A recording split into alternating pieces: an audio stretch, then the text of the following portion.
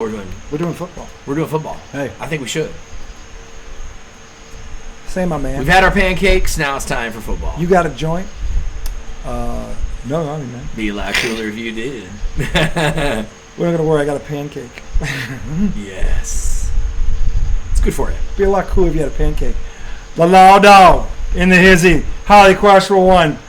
The redoubtable one. Spending time with his top-notch daddy's girl, Maddie, who's going away to Virginia Tech next week. She will be a Hokie. That's cool. In a few days. And I was recruited by them for basketball. How fucking weird is that? Oh, that's cool.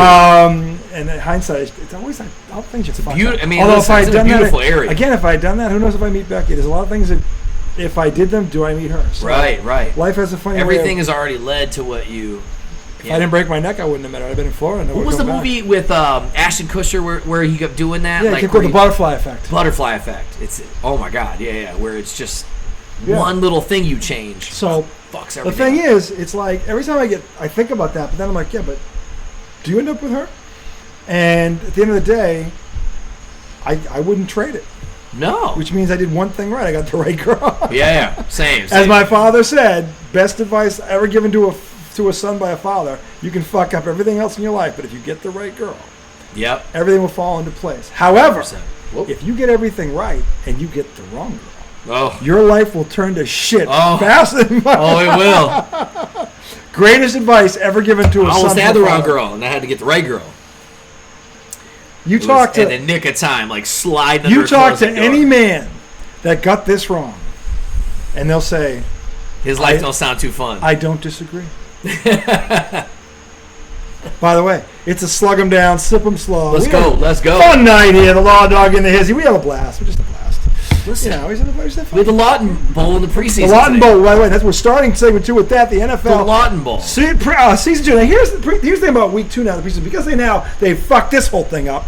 We've gone from 4 to 3, had the 17th game. Okay, I get it, but now it appears that game 2 is where everybody fucking plays. And then game 3 goes, it's too close to start. What the fuck's going on here? What is it? Because before, it was the third game. And the starters would play the whole first half. You knew the first 2 games were just about trimming the roster down to like that 65, 70 man. Yeah. And then your last 2 got to go down to 53, right? 53 man roster, 45 active, 8 on the practice squad. Yep. But the first 2 were all about getting it to 70. You might see, Brady would go out and hand the ball 3 times. I still don't fucking get that. But that's what they would do. But they might have people at the game they can't afford to go to a real game, and they want to see Brady play. And there's that too, and take a picture. And that's probably the other reason why. Yeah, actually playing. I kind of see that. I kind of see why. It'd be better if he threw a fucking pass. But Bill's like, no, you're not doing that. No, you got to be a play. You get hurt. But no, I get Bill's. I get why Bill thinks that way because he's not wrong on that. You can't lose your meal ticket. Right. So the point is that depending on who you talk to. The second game is where everybody plays. I don't know. I know this. I felt like backups were all playing today. That game was in Detroit, was it not? Yep. Okay, so we had the first, at least on this show, the first official Lawton Bowl. I was hoping it would be a regular season game because that would count and be more fun. Yeah, it'd be more fun. But still, I know you watched this today. So Detroit, who was listened to most of it. Detroit was a Super Bowl contender, and Miami, whose head coach is on the hot seat. I think it's fair to say. I may disagree with that. Yep. They got to get to the playoffs this year, and I think win a game. Yep. Barring injury. That's the only way I think he gets saved. If they don't make the playoffs, I think he's out. So the point is, they're under the hot seat. So you saw this game today. I actually watched half of it. But I'm pretty sure you saw probably the whole thing. Give us your assessment of these 2 teams based on what you saw today. Where do you think they are? Yeah. So I still think Miami is, they could be a 10-win team maybe. 10-7. I from what I see, the biggest glaring issue, and it's a good thing that Tua gets rid of the ball quick, the offensive line is going to be a problem. You can just see it. Just see it. You can see it shaky. More so probably for the running game. Like I said, Tua gets it out quick. Yeah. But so if he's able, how many times you going? Here's the thing about this isn't Tua's fault. He's smart to do this. Yeah. But the way to offset an offensive line, and Tom Brady was the master at this. Tom Brady has the fastest release time in NFL history for a career, like 2.2 seconds for his fucking career. Yep. That's 23 fucking years, by the way, of doing that. But Tua's one of the best at it too. Yeah. So the point is, the way to offset a line is 1, you go back in the shotgun. There's your 5-step drop, and then 2, you get out. I don't care, Myles Garrett. Nobody's getting to you in 3 seconds. Nobody. And by the way, they've got the cheetah and Waddle. Yeah. That's the other thing. So he can do this because he has 2 ones. Not one, he's got 2. Most teams are lucky to have 1. He's got 2. And by the way, he doesn't crash. He hits them. He gets in the ball. So, yeah, I mean, he has his moments where he tosses and you're like, that was a dumb throw and it's picked off or whatever. Well, we agree he's already hit his ceiling. Yeah. I root for him though. Like I generally like him. I generally like the guy. Nice guy. Yeah, and he's tough. He's playing through concussions. He's not a pussy. Yeah. So I respect him. Smart. I do. I won a title at Alabama. I respect the kid, and he's been a good quarterback. He's not a great quarterback. Hit that play action for the touchdown to Ruggs. Yeah. Oh my God. Yeah. Coming in the second half for Jalen Hurts. Yeah. And then when they interviewed him, he was all professional. I'll never forget that moment. I was always like, I like Tua, man. He seems like a good dude. He's like a good quarterback. His family all and I wish him well. When they drafted him, I was like, that's dope. I like Tua. But the only way to increase Tua's ceiling is to give him a running game. Oh my God. Yeah. I mean, that was our best season when we had Mostert. When the Dolphins could run the football, they were a legit threat. Well, they never run the ball in 2 years. Yeah. Basically. Yeah. So it's not about you got to get the line better, or you got to get the line better because you can't. I don't care how good the running back. If his name isn't Barry Sanders, but I'll tell you, you better have an above average offensive line. Zach Wilson was pretty efficient. He had a touchdown. He was better today. He looks like a different quarterback than he had. He was running for his life in New York, right? Who's not running for their life? Right. But he's been better than Quinn Ewers, but Quinn Ewers had a really good game today, too. He had 2 touchdown passes. So they both played well. They actually both looked okay. They ended up winning the game 24-17. Yeah. Pretty good back and forth. The glaring issue for Detroit, they're going to probably have to waive Hendon Hooker as the quarterback. Because they have Kyle Allen as their backup. Yes. And Hendon Hooker's been there. He has never progressed. And he just looks terrible. He actually threw the pick. They were driving. He threw the pick to our secondary, and the game was over. So they were driving, actually moving the ball, but he's made multiple mistakes, and a lot of people have been hammering on him. So that was the glaring thing. I thought Detroit's so good at like so many positions that we have to go to the third string quarterback and go, I don't think he's going to make it. Detroit's loaded. They're loaded. They look and in all they had a joint practices this week, the Dolphins and the Lions, and who do you think? There was 2 days that all the news was like Tua actually came out and was like, it was really frustrating against their defense today. I'm not even going to lie.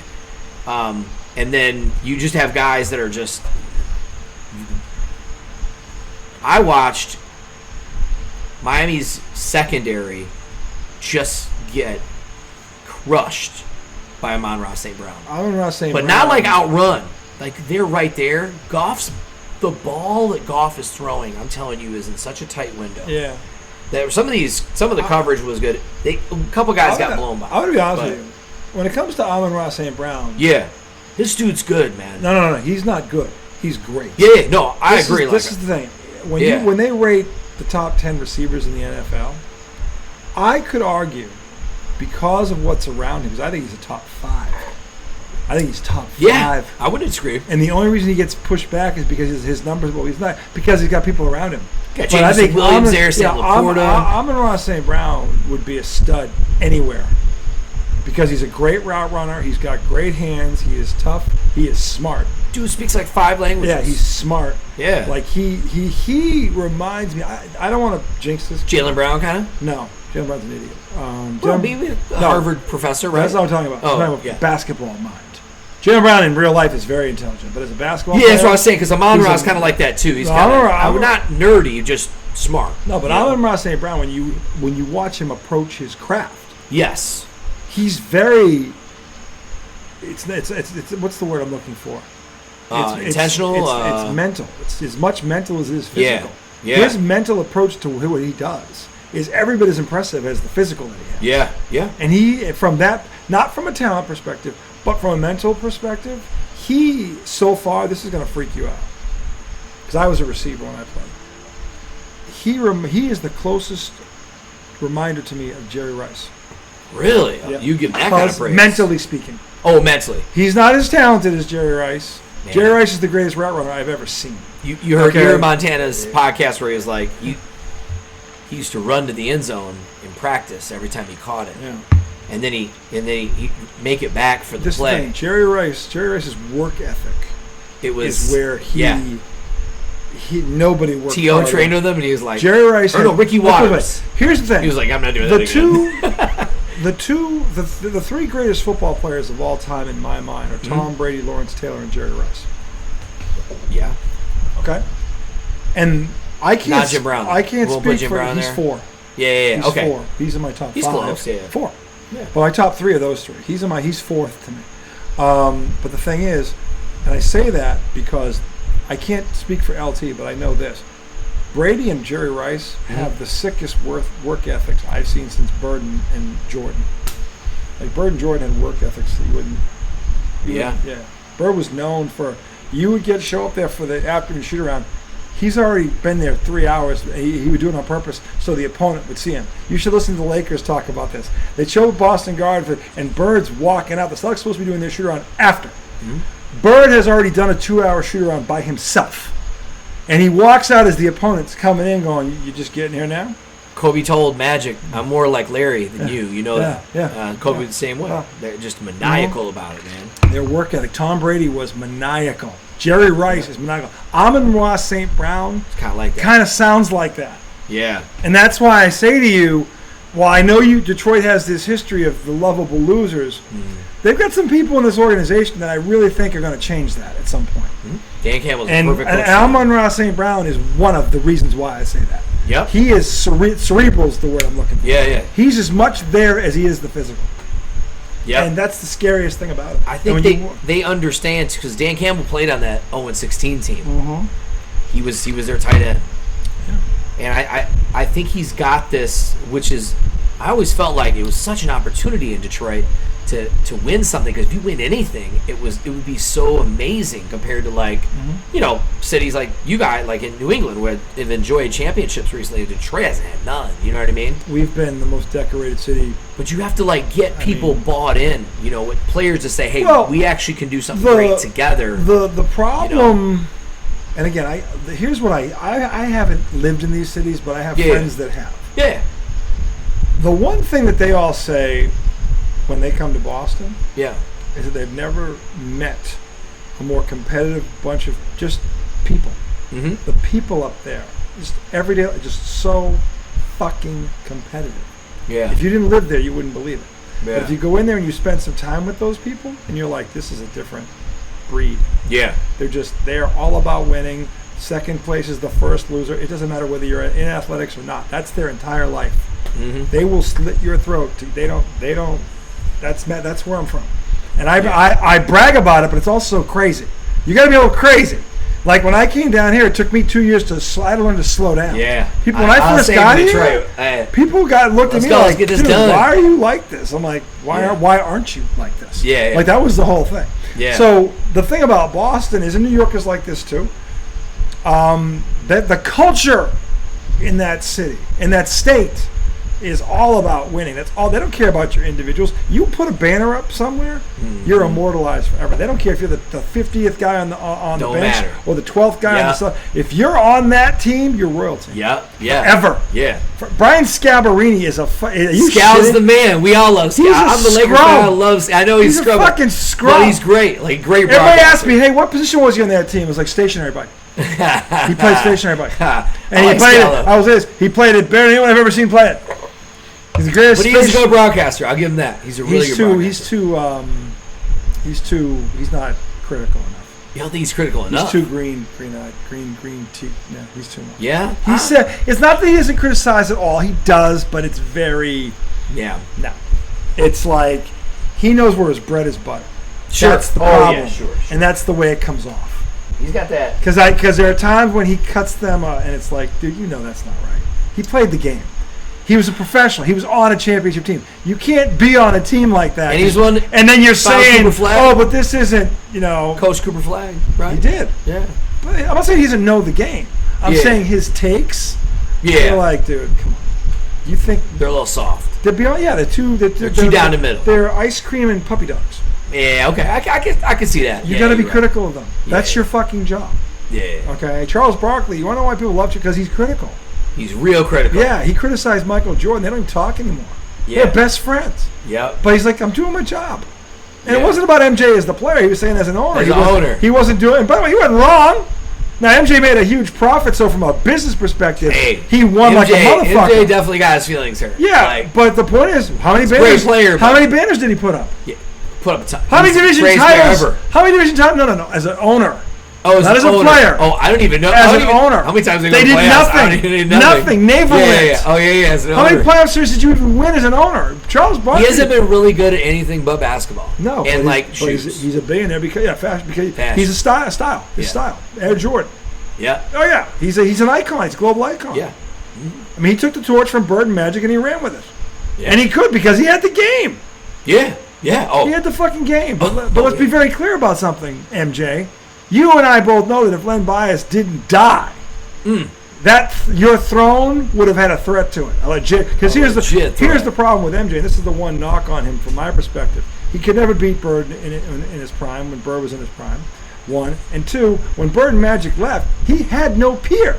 Yeah. There was no. That's where he was. It was him, Bird, and Magic. They're the holy trinity of basketball. Yep. When those two left, there was nobody that could look him in the eye and be able to beat him. That's why Isaiah used to say it all the time. Like, it wasn't MJ. It was like, Bird and Magic. all. Yeah. Well, they all beat him too. Yep. I laugh when he goes, "I beat them all." I'm like, yeah, but didn't they beat you? Yes, also? they did. It's one thing if you beat them and they didn't beat you, but they beat you too. Yep. So to say I beat them all, I'm like, a lot of people beat them all. I mean, come on. There are people that beat the Lakers and the Celtics. Besides the Philadelphia's Dr. J. Yeah. Hello? Okay, give me a fucking break. Yeah, you weren't the only one that could say that. Yeah. So, I mean, the point is that they also beat you, though. So the thing is, like, when you say that, and Isaiah's the greatest little man, I have a lot of, as a basketball player, I hold him in the highest regard. And I say to this day, he's second best. And I say to this, and even MJ who hates him says that about him. Yeah, say? He's like Magic and Zay. I can't stand the guy, but I will do this. I'll do the one thing he wouldn't do. I mean, I'll give him his props, and Michael Jordan gives credit for that. But the point is like, you know, I've always said Isaiah Thomas has the best mid-range game I have ever seen. Man, he was because he was 6'1", and he was hitting pull-up jump shots off 7-foot centers. Yeah. You can't see over a 7-foot center when you're 6'1". He's pulling up from fucking everywhere. Swish. He was fun to watch. Oh, he's sick. He is good. He sprains his ankle in Game 6 against the Lakers and still scores 25 points in one quarter on a fucking sprained ankle. But I don't think he ankle. Played the next game, though. I think he was out the next game. Yeah, but in that quarter, that was like that was one of the best quarters of basketball I have ever seen from anyone. Talk about just zoning out. I would put his fourth quarter of basketball in my top 5 playoff performances I've ever seen. Period. Yeah, that was crazy, dude. That was crazy. So the point is, but back to this. I mean, with the Pistons, not the Pistons, but I'm sorry, the Lions and everything. Oh yeah. To win a title, they've got to get that. The Lions don't have that. That's what they need to all understand. That what a really amazing thing it would be, an accomplishment for them. The Lions could. They helped the Lions win the Super Bowl. The Lions. Oh my God! If the Lions ever won the Super Bowl, they've never even been to one. Yeah, I know. That city. Forever. You're not paying for nothing, man. And they already love Jared Goff. Detroit. You look at Eminem. Yeah. And Jalen Rose and all these fucking. Everybody is dying for this to happen. Yes. They would give anything, and I'd be happy for them if it did because it never has. Yeah. And I still hate that Barry left at 30, and if he didn't get it, because Barry Sanders deserved the Super Bowl as much as anybody. Oh my God! Never really got close. You guys tried to trade him to Miami too. You remember that? New England came after him, and so did Miami. Yeah. They had a deal where because Marino needed help because he just wasn't the same player if he tore his Achilles. But the Patriots were closer because.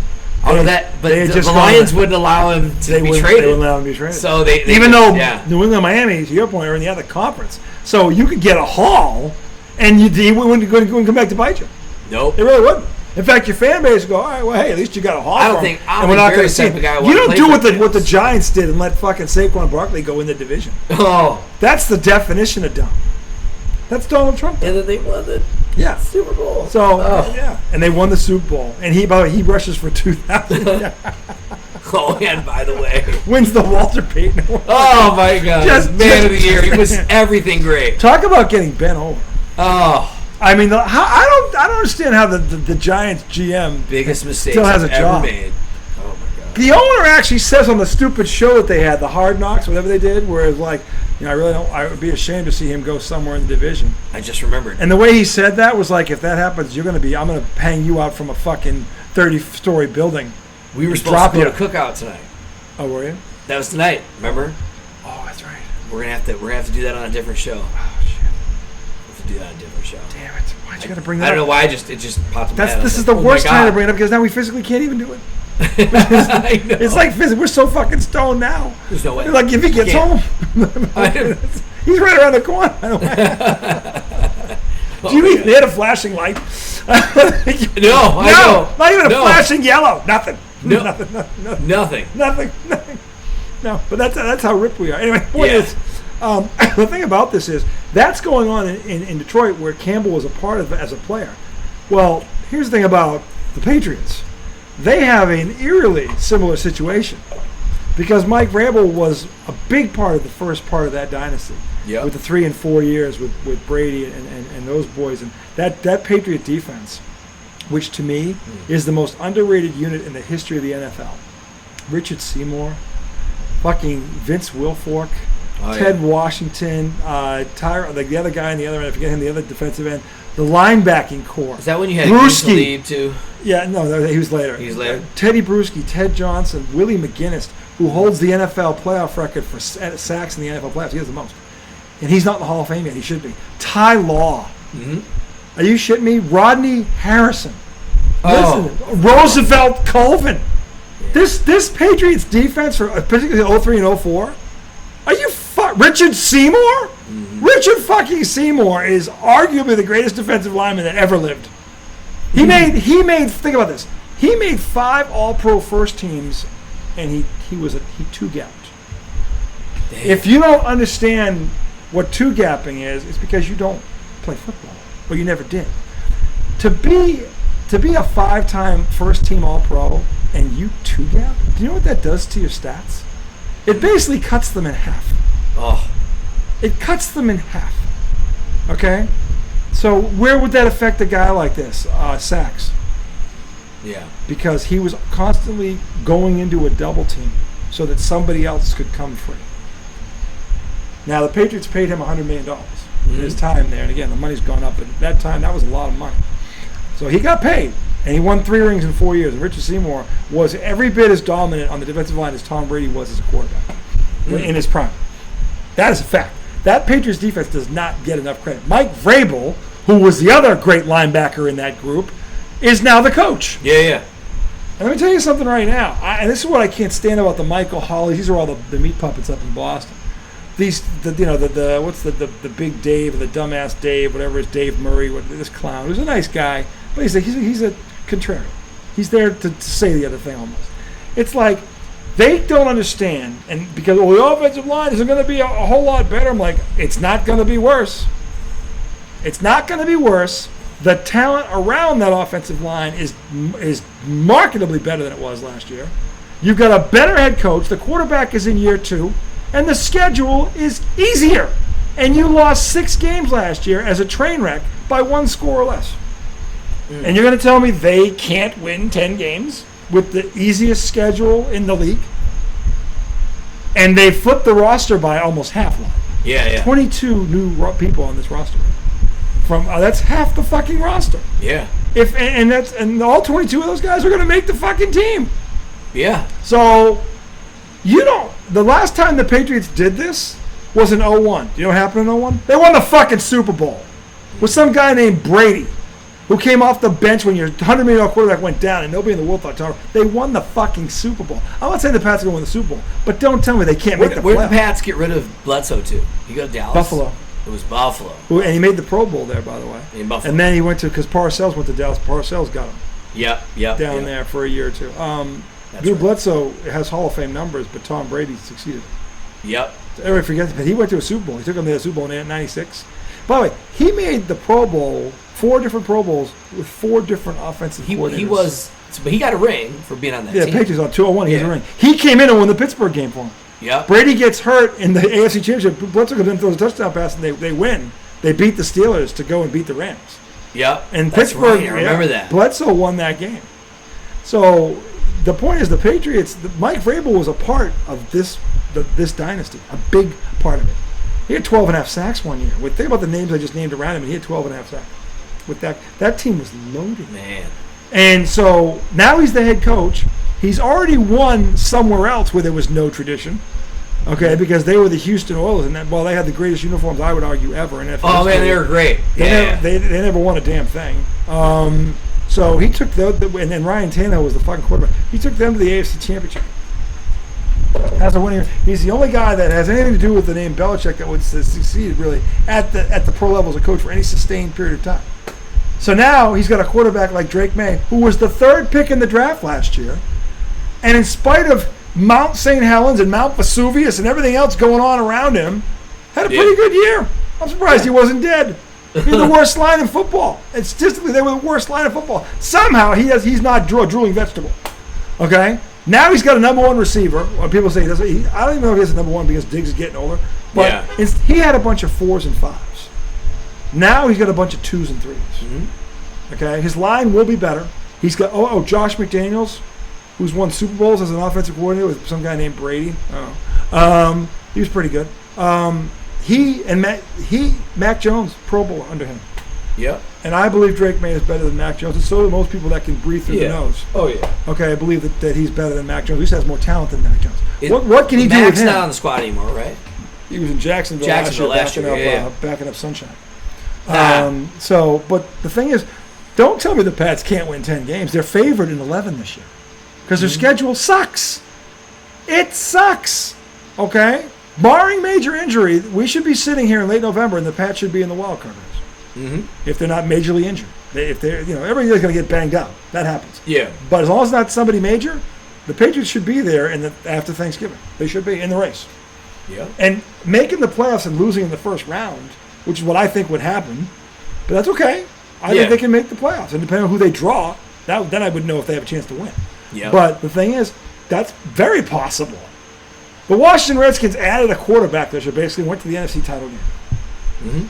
Okay, the Patriots added 3 receivers. The whole offensive line has changed. A brand new head coach, a new offensive coordinator who's had a track record for winning as a coordinator anyway, in New England, I might add. And their schedule's dog shit. And you got Travion. And by the way, dude, he scored a touchdown today. Yeah, dude, I'm telling you, he's good, dude. That was a good pickup for you guys. Don't be surprised if he isn't the number 1 running back on Travion. He's the best. Is he going to be the starter? Yes, he's the number 1 back, I believe. He's Ronnie Stevenson and Gibson, who are both good backs. But this kid, to me, is going to start the season at number 1. Oh, Ramondre Stevenson. Yeah, Ramondre Stevenson, who's a bull in the china shop when he's healthy. He's had a couple 1,000-yard seasons, but he keeps fumbling the ball. Travion, man. So far what I've seen. Travion is faster and is a better receiver. Mm-hmm. And also blocks like a motherfucker. He can pick up the blitz. He's 5'10", about the same size as some guy named Staley. Or the Saquon Barkley, I should say. Saquon. I mean, same exact build, and maybe faster. Yep. He's fast. This kid's fucking fast. Yeah. I mean, he hits the fucking. Yeah. He turns the corner on you on a wheel route. Good luck. Yeah. Good luck. Breakaway speed. Randy Moss breakaway speed. That's what it looked like. I've seen him do this twice now. He runs away from you. Mm-hmm. So, I mean, Kyle Williams, the receiver from Washington State, who was 3rd in the NCAA in yardage and touchdowns with over 1,300 yards and 13 touchdowns last year, 4.4. He's on the other side of Diggs. And they got Pop Douglas, the slot receiver. I mean, by the way, here's the other name I posted for you today. Efton Chisholm. 7th round draft pick. Wait. Let me think. A slot receiver that the Pats have drafted out of the 7th round. Gee. Julian Edelman. Deion Branch. Did I show you that right meme? There. There he is, yeah. This is an earth-shattering breakout 4 hours ago. Rookie Efton Chisholm's fantasy ADP has skyrocketed to 1.6. 36% of the teams on Sleeper are now calling him Chisholm in my pants. That's fantastic. And he's pasty white too. And then you saw that. That's another. Yeah, that's so funny. But the point is, the Patriots. It's a very good chance of making the playoffs. I don't know if they're going to do anything when they get there, but I think they're at least going to be in the race. If they end up with 9 wins or 8 wins, okay, that's fine too. But they're going to be in the race. Yeah, they're just going to be. They're so much better coached. Yeah. They're not going to lose 6 games by a touchdown this year. No. I will guarantee you that. And every expert says the same thing. Mike Vrabel is all about learning how not to lose, how not to beat yourself. Gee, I can't imagine where he got that from. Some guy named Belichick. But they've already seen it. They've got 7 penalties in 2 games. This is the scrubs. These are kids that are going to make the roster. They've got 7 penalties in 2 fucking games. That's in great. the preseason. Yeah. When everybody fucks up, 7 in 2 games, and they won both the games by it. So I mean, for what that's worth, backups on backups. The Pats' backups won. Hey, these guys aren't going to make the roster, but they're already that message has gotten sent. This team is already flipped mentally. It's flipped. Yeah. So it's huge. But we're going to close the segment with this because I wanted to ask this question: have you heard anything? Or has anything that you've seen so far out of the Dolphins, at least so through 2 weeks, given you reason for optimism or pessimism with the head coach? Because he's on the hot seat. Believe me, he is on the hot seat. Yeah, I feel like you gotta either win the division and lose in the playoffs. You gotta win a playoff game. He's got to win a playoff game. Even if you're a wild card. I just think it's time. You know, you've had 5 seasons. Years. That's a long time to be just straight mediocre. I mean, so like, yeah. I agree. I mean, I'm always optimistic, but when I see New England getting better by making the moves they're making, I know Buffalo's already. Buffalo's been a thorn in your side our for a long friggin' daddy, time, right? Yeah. I'm never really worried about the Jets because of the Jets, and they usually disappoint. But it's fine. Yeah, it's the Jets. I just love it. Just nonchalant. It's the Jets. It's the Jets. It's like is there anyone here? One team I'm not worried about. He has this look like. Is there anyone here I have to educate? It's like being worried about the Clippers or the NBA. Like, I'm not really worried about you guys. I'm not going to do anything. So. You're a Boston fan. I just love that. Any New York team gets headed about, I enjoy it. You're going to blow it. I can enjoy it. It's fine. As a Boston fan, it's just our hatred of New York. Yeah, it's like the new Cleveland football team. They're just bad at decision making. In fact, if it wasn't for Cleveland, they would be Cleveland. I know. That's a great. It's just they would not be gonna Cleveland if there wasn't Cleveland. Yeah, I mean, listen, it hasn't happened in Detroit for a long time, and I get it, but it's never happening. See, we could reverse and go, they're a rich man's Cleveland. Yeah. It's bad. What the fuck does that mean? It means they suck just a little bit less than Cleveland. Suck a little bit less. I mean, they suck. They suck a little bit. Yeah. But they suck. Let's be clear. Yes, they're just awful. And the thing about the Jets is they actually have talent. Yeah. There's some serious talent on that roster. The defense is legit. Yeah. They've got Breece Hall, and who's the receiver? Garrett. He's a stud. Oh, they do have talent. Got talent. talent. I never talk about Miami because, Miami has talent too. Like, there's talent all over the place. But the thing is, like, the Jets have a better defense than Miami. Miami, Always been about health. Miami has more talent on offense than the Jets do. They offset each other, right? Oh, yeah. So the Jets have the better defense. Miami has lacking on the tight end, obviously. Yeah, but Miami has like 2 Breece Halls, and they have like 2 because Miami's got 2-1 receivers. The Jets not 2-1 receivers. Yeah. Nick Westbrook's there too now. Yeah, He's there 3. Last year when Donkey Dick there, not Donkey Dick, Donkey Kong there. What's his name? Fucking Aaron Rodgers. Aaron Rodgers gets at Devontae Adams there, and they still can't fucking win. Oh, remember that shit? They had 2 1s, and that fucker still couldn't win. No. And he had a better second half than the first half. Listen, I never have a problem with watching Pittsburgh struggle. Like, if Tom Brady, I'm okay with that. For any period of time, had Devontae Adams and this kid Garrett, give me Super Bowl. Oh my God! You fucking kid! He's done. Devontae's still there, right? No, he went somewhere else. He did. Where did he go? I want to say the Chargers. No, I want to say the Chargers. I gotta look it up. He's somewhere though. We have to look this up. Yeah, right Devontae now. Adams. Where is he? Inquiring minds want to know. But yeah, the Dolphins. Sorry, so you're pessimistic on this. You don't think it's his name Daniels? McDaniels? You don't think he survives this, do you? Or Mike McDaniel? Yeah. Because if you don't think they're gonna make the playoffs, he's fired. His contract's done, so I don't think they're gonna give him a big extension. You know what I mean? If he misses the playoffs, I don't think he's getting an extension. No, I think you gotta move on. You know, and somebody's got to come in there and just be an absolute old school coach, man. I said to my buddy today, we were talking back and forth, Dolphins guy, and he goes, sucks that McDaniel's probably never going to do anything for us, man. I really like him as a coach. And I go, I know, dude, he's just Mike Martz. And even Mike Martz got to a Super Bowl. I go, Mike Martz, he's like this offensive genius. Mike Martz got to a Super Bowl. Had no, No personality. Mike Martz is 14-2. No, but offensive genius guy. But I wouldn't put him in Mike Martz's category. And then my buddy said, I was like, we need Dick Vermeil. That's what we need. The crier. We need the guy that's Vermeil. Actually like the head coach. I think Dick Vermeil is, professionally speaking, the greatest crier ever. Crier. He always finds the way. He's the Rocky Balboa of fucking sports, real sports. He's the crier. He's the whole, and it's always nonsense too. It's like nonsense. Like everything he gets, like the bottom lip quivers. But they need the head coach. That's what they need. No, but people love him. He's a great guy. Yeah, Mike McDaniel's a real good. He's dude, he has a. I think he's got an issue. Like they haven't come up with a term yet for what it is. He has an emotional disorder where he just gets overly emotional about every fucking thing that has a hint of nostalgia in it. A fucking like I could say like this is me doing Dick Vermeil. Oh, Dick Vermeil. Lawton, I got this cup 180 days ago today. Oh, because he's nerdy like that. I got to tell you, Lawton. That day was not just any other day. I mean, I had to park my car in the other lot. I had to go wait in that line, and then when I got in that line, the cashier, I get the one one thing that doesn't go over the scanner, and they got to call in the manager. Yeah. I mean, you want to do get this to get this.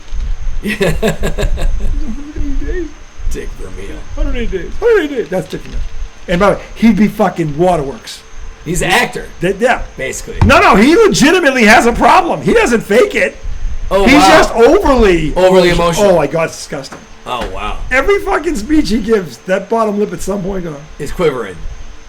I can't even do it fast. I'm still, but it's like that goes so first, quiver, right? and then the water on one side, you see the one tear, and he's trying to hold it together, but eventually just breaks. Yeah, it's just weird. It is weird. I don't know what they call that. Can you imagine if his fantasy football team ever won the title? Oh my God. Oh my God. I know whoever runs that league is dreading that fucking trophy. Oh my God. We're just gonna mail it to you. We're not gonna have a dinner out with the guys. Because you'll ruin it with your tears of victories. And all the adversity you had to face to put that fucking fantasy football team on the field. Devontae Adams is on the Rams. Ooh, yeah. With Puka Kanua there? Nakua Pua? Because Cooper Kupp went to Seattle. Hey, that kid, Stafford's got him a little guy out there. Shit. That's got him, and he's got Jigma. Oh, Stafford's got a problem. The back. He hasn't practiced yet. Oh, he hasn't? Doesn't really. They're saying he's going to practice. Well, he's going to practice today. I don't know. I haven't practiced in sports. Oh, shit. But he was Who's their backup? Jimmy Garoppolo. Porn star Jimmy. Porn star Jimmy. We used to call him Jimmy Handsome. Jimmy Handsome. In Detroit. We had a local radio guy used to call him Jimmy Handsome. Stephen A. Smith coined the phrase porn star Jimmy. It's one of the funniest things Stephen A. Smith ever came up with. Porn star Jimmy. Every time he's called Jimmy Handsome. Because there was Jimmy Handshake when Harbaugh messed that handshake up with Jim Schwartz when he was our coach. He went after him and he was like fighting on the field, and Harbaugh was all trying to be all dumb when he was at the 49ers. So they always called Jim Harbaugh Jimmy Handshake. Yeah. So Jimmy Handsome, that's Garoppolo. Porn star Jimmy. But anyway, that's going to do it for 7-2. We're going to come back, segment 3. We're going to talk college football and Major League Baseball. We have some shit to talk about here. Red Sox got it done again today, but they damn near pulled the Mets. They almost did, but they pulled it out today.